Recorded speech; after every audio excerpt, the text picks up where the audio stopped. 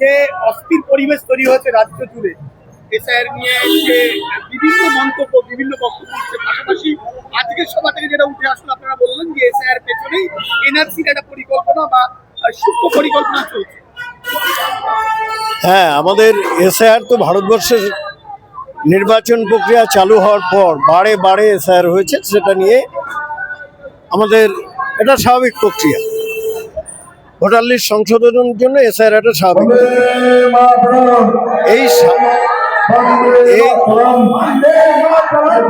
তাই একদম তাই।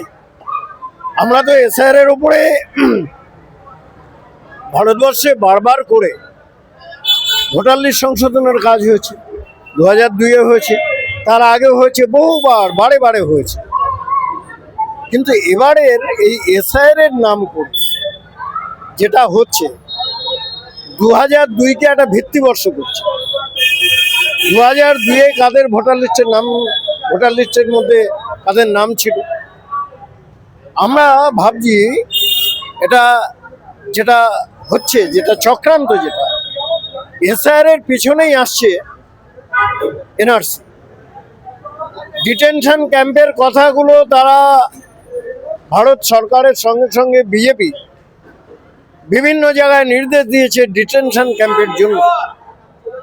এখানে যারা বেনাগরিক হবে এবারে, এই বেনাগরিকগুলোকেই তারা নিয়ে যাবে ডিটেনশন ক্যাম্পে, যেটা হচ্ছে এনআরসি।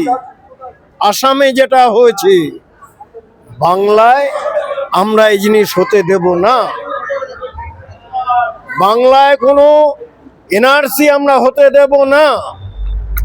আসামের মতো মানুষগুলো যারা ডিটেনশন ক্যাম্পে পড়ে রয়েছে, তাদের যে দুর্বিষহ যন্ত্রণা, সেটা যাতে বাংলায় না হতে পারে, তাই এবারের এসআইআর এর আমরা বিরোধিতা করছি না, তার প্রক্রিয়া এবং পদ্ধতি, এটাকে নিয়ে আমরা বিরোধিতা। একদিকে আপনি যখন শান্তনু ঠাকুর কি সংবিধানটা জানে?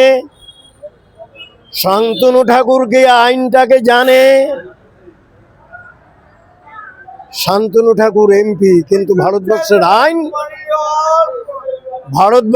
আইন একটা আলাদা ব্যবস্থা, ভারতবর্ষের সংবিধান আলাদা ব্যবস্থা।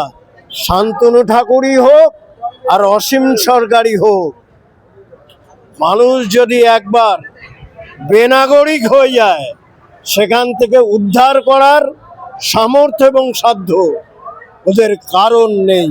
দেবাশিস বাবু একদম যুব নেতা অর্থাৎ অভিষেক বন্দ্যোপাধ্যায় আপনাদের দলের দ্বিতীয় হাই কমান্ড, তিনি বলছেন যে এনআরসি বা সিএ করতে আসা যারা আসবে তাদেরকে কোলে বেঁধে রাখতে এবং তাদের ঠাকুর দাদার সার্টিফিকেট চাইতে, তাদের যে জন্ম সার্টিফিকেট চাইতে। এই যে একদম তাই, একদম তাই। কারা এনআরসি করতে আসবে? কারা এনআরসি করতে আসবে? এত বড় মাতব্বর কারা? ভারতবর্ষের আইনটাকে মানতে হবে, ভারতবর্ষের সংবিধানকে মানতে হবে।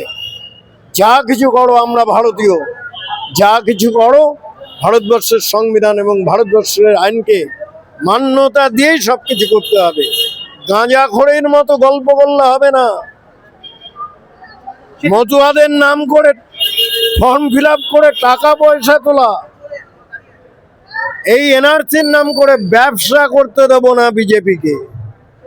বাংলার মানুষ তাদেরকে প্রত্যাখ্যান করবে।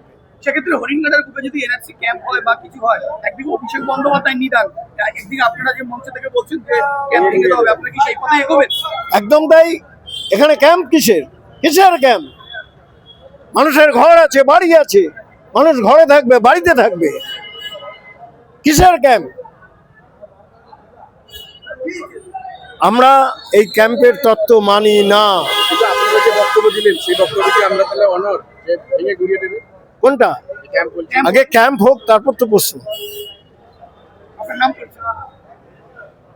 আমার নাম দেবাশিস বসু, হরিণঘাটা পুরসভার পুরপ্রধান।